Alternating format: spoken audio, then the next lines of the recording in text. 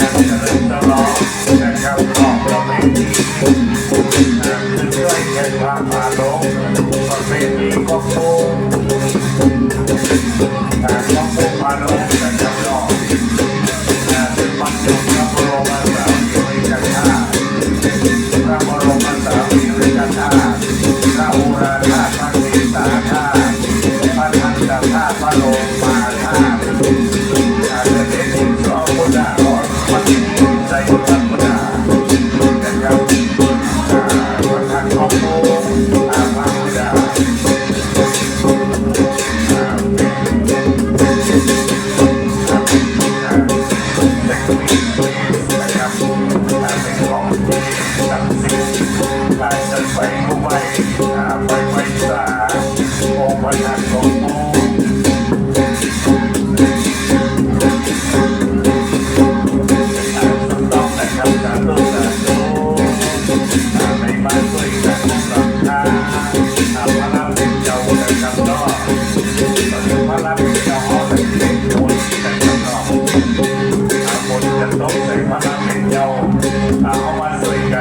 เจ้าเจ้าสันทา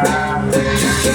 ต่เจ้ากับเรื่องผู้นำเจ้ามาเป็นเจ้าในเจ้าก็เป็นเจ้านำเจ้าเจ้ารู้สุดต้องแต่เจ้าก็